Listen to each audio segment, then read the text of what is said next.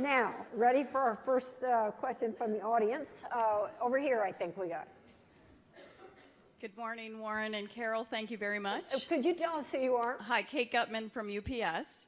And I was curious, we spoke a bit about activists, and I wanted to get your opinion and maybe insight on what appears to be targeting of female-run companies by activists and what we in this room can do to combat that, because some very good efforts have been made, especially in the DuPont case, yet it seems like sometimes the odds are stacked again. So I'd love to get your insight on that.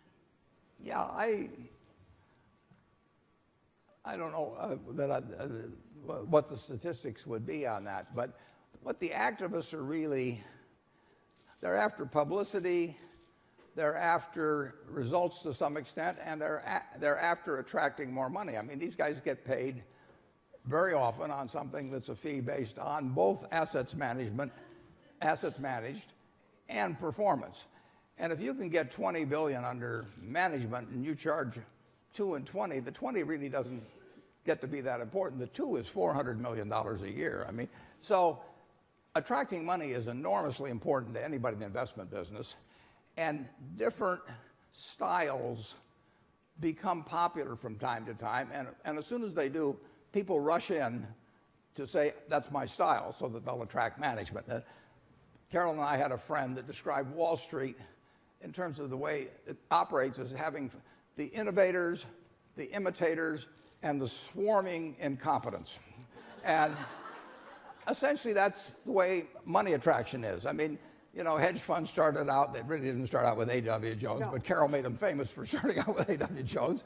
And once when people start assuming good results are attracted with a form as opposed to the ability of the person running it, but they think the form itself will create wonderful results, everybody's going to take that form. And in the last couple of years, a lot of forms have disappointed. And when hedge funds have disappointed, and so as forms disappoint, money runs around and investment people run around promoting some other form. And it becomes the flavor of the day because there's a lot of money out there and they're willing to pay a lot of very high fees for the promise of performance.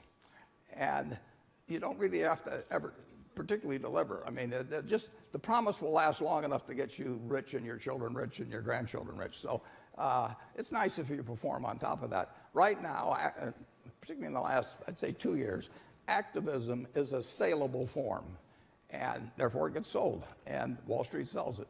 I don't know whether there's been a picking on of female-run businesses, but I would say there certainly has been a picking on of really pretty decent and well-managed businesses because they run out of the other kind. You know, I mean, there's only so many that are being mismanaged, and that doesn't stop the people that have now hundreds of billions of dollars to invest in the form. So I've had 1 or 2 friends that have called me about an activist surfacing, and I tell them, just say you're going to run the company for the shareholders, going to stay in rather than the one that's going to get out, and mean it and follow it, and don't try and do something that some little wrinkle here or there to supposedly satisfy them, because it isn't going to satisfy them anyway. And then I say, if you finally get desperate, send them over to Berkshire. I said, we love activists at Berkshire. It's just fun to joust with them and everything. And they're not going to get it. They're not going to get any place. So maybe, you know, maybe we could be sort of a rest home for activists.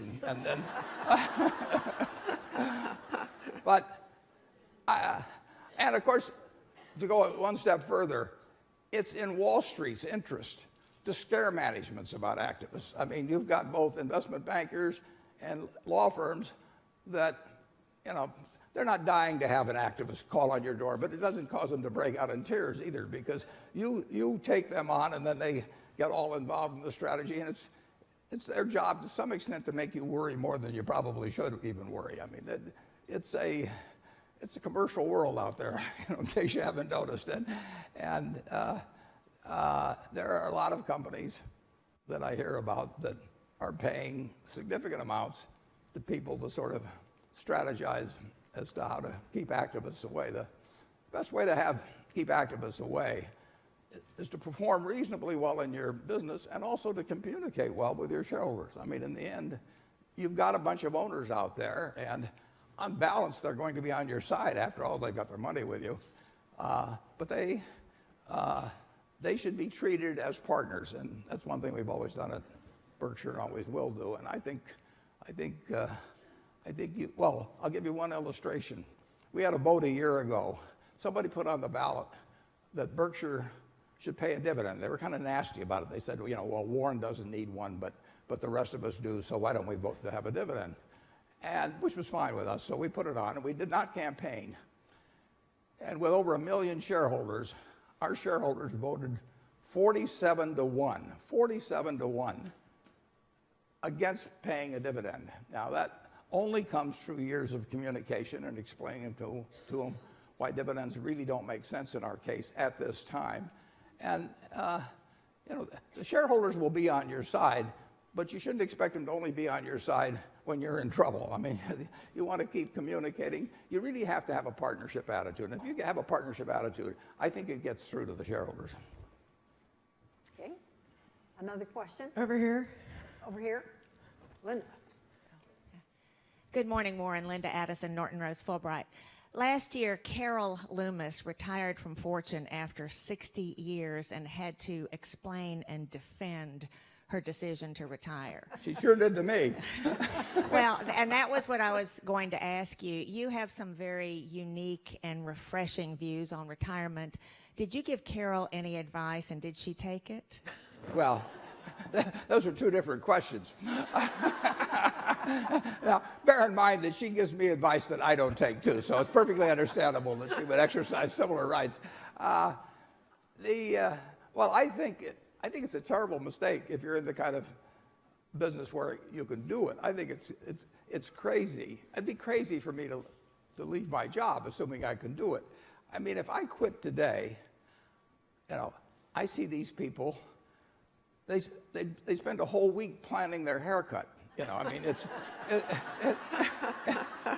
that is not my idea of living. And I am fortunately in a business. My muscles are gone, my balance is gone, my stamina is gone, but it doesn't make any difference in what I do. So I'm very lucky that way. If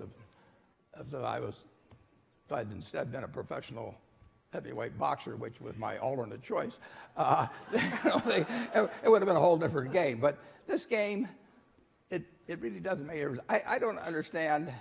I tell the students when they come to see me, I've got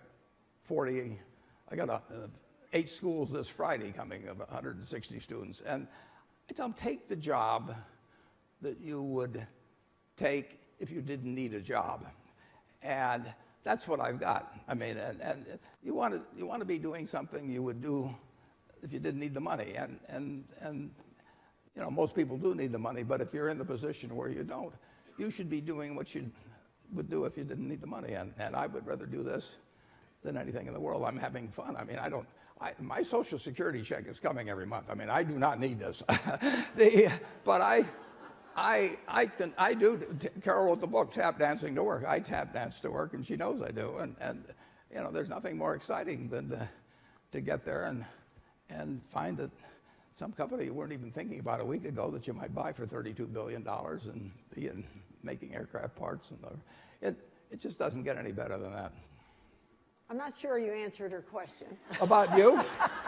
Well, I talked it through with Carol, and I wanted to make sure that she'd had a chance to, hear all the arguments, pro and con. But the thing about what she's done too, she can write if she wants to. I mean, she didn't. It was not that they took away her pen and pencil from her, And so if she wants to write, she can write, and she can write on subjects she wants to write on, and she can probably get them published anyplace. So writing is hard work, though. And I still have the editing of the annual report. No, that's true. She edits the annual report. So just correcting my errors probably takes 6 months of the year. And the other 6, I try to think, well, why didn't I convince him? Isn't that right? Well, I can see where it might be more fun. I mean, assuming you want to keep writing, even to start picking your own subjects at a point. I mean, you had a great latitude in doing that at Fortune, of course, but she had a very, very good job. If I didn't have the job I had, I would have liked her job. And vice versa, I must say. So. Yeah. Yeah. Well, hers paid better, actually. Okay, another question? Over here. We're over there in the back. Over here.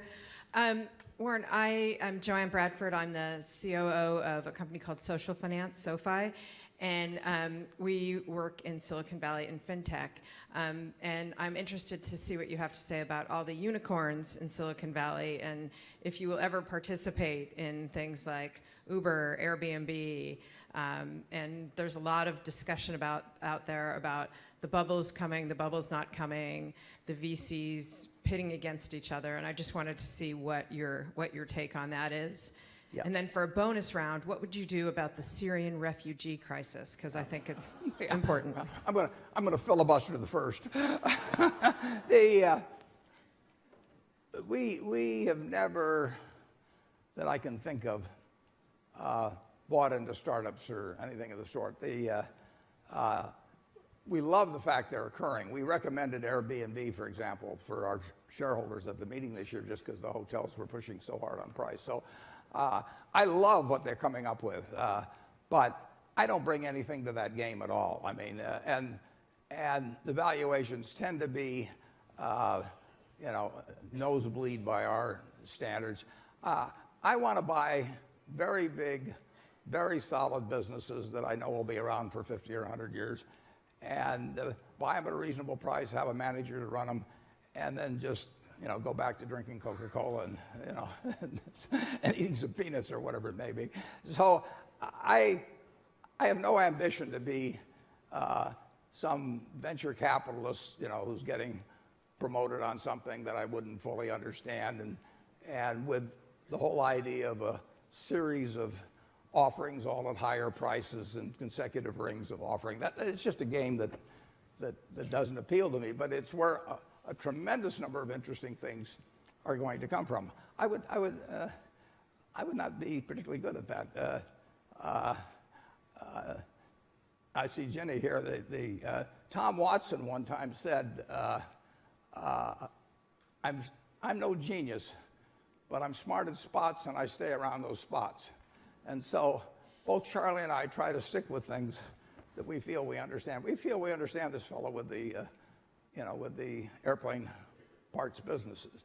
And we've been around enough so that there's a high probability we're right. It's not a certainty. But when you get into Airbnb or Uber, or maybe you go into Lyft instead of Uber, and I don't bring anything to that game that hundreds of thousands of other people might bring more to the game with. The Syrian thing, I don't really have a good answer on that. For one thing, I don't have all the facts by a long shot, but I do not want to tackle foreign policy. I'll take domestic policy, but not foreign. And on that, I believe we have to quit because we're out of time. And Warren, as usual, we really thank you. Thank you. It's been fun. Thank you. Oh. Thanks. Oh.